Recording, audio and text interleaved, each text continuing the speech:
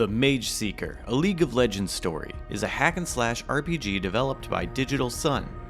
You play as Sylas, a mage who breaks out of prison, and joins a band of mage rebels to slay his captors and save other imprisoned mages.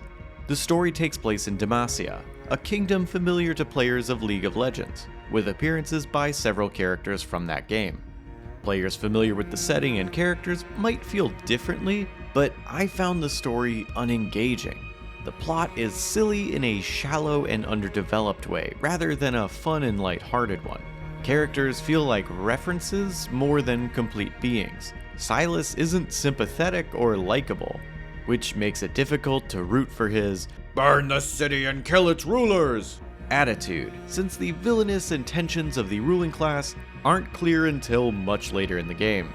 Melee combat is basic, with a heavy and light attack, a dash, and a chain that either pulls you to an enemy or pulls an enemy towards you. You can equip up to 4 spells. Each spell costs mana to cast, but performing melee attacks regenerates mana. You have the power to steal a spell from an enemy, which you can cast for no mana, but you can't cast any other spell until you use it. You unlock new spells by stealing them from an enemy, and then paying an NPC in town to teach them to you. There are 6 types of magic, and enemies who use one type have a weakness to the corresponding spell type. You find and recruit notable NPCs in the level. Once recruited, you can either send them on missions to gain resources or followers, or take them with you. The 2 NPCs you take on missions don't show up in the level, but each allows you to use a unique combo during combat, though you only have the combos of the NPCs you currently have with you.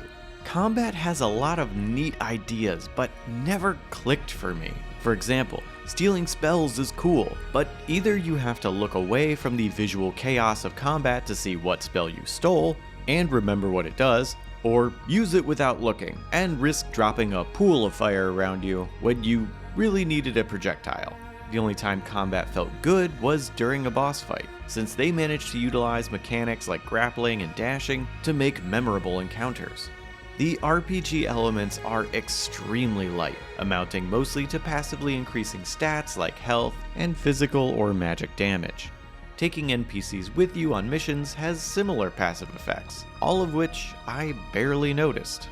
It took 8.5 hours to finish the main quests, but the story never captured my interest, the characters never grew on me, and combat felt too repetitive to enjoy. While others may find something I couldn't, there isn't much I can recommend.